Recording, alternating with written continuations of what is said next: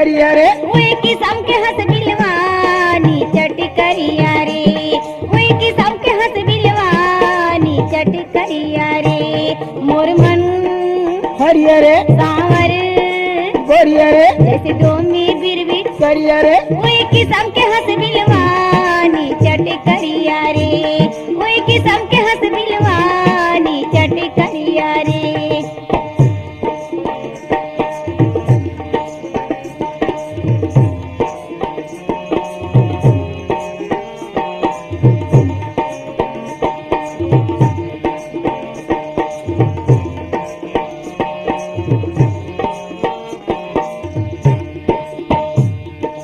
बना बधे तोर नाम के शहर न रहे न गाँव के घाम न रहे न छाँव के हो जा चिन्हा तोर पाँव के बना बधे तोर नाम के शहर न रहे न गाँव के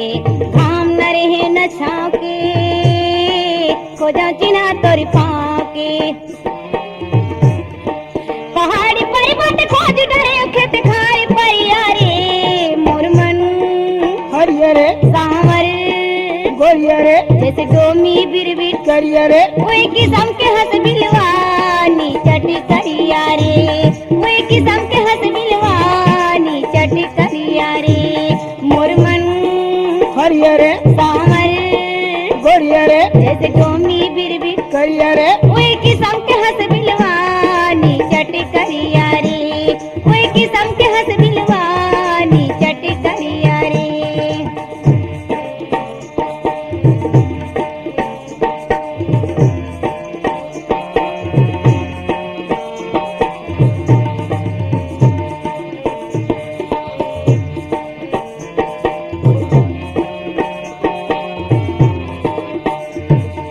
बलदाऊ के भैया यस दूध दही के चोरैया यस रुक्मणी के गोसैया यस सखी के मन के हरैया यस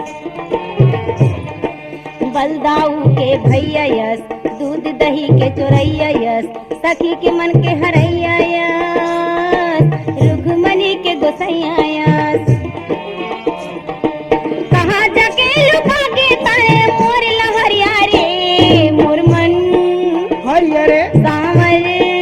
गोरिया रे जैसे डोमी बिरबिट करिया रे ओए किस्म के हंस बिलवानी चट करिया रे ओए किस्म के हंस बिलवानी चट करिया रे मोर मन हरिया रे सांवर गोरिया रे जैसे डोमी बिरबिट करिया रे ओए किस्म के हंस बिलवानी चट करिया रे ओए किस्म के हंस बिलवानी चट करिया रे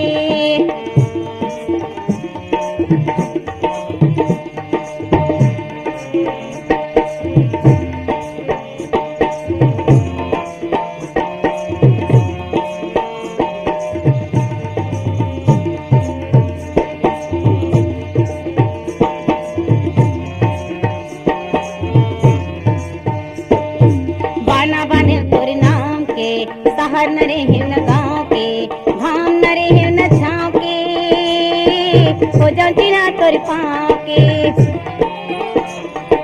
बाना बाने तोर नाम के शहर न रहे न गाँव के घाम न रहे न छाँव के हो जा चिन्हा तोर पाँव के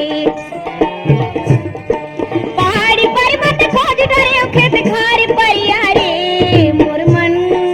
हरिया रे सांवर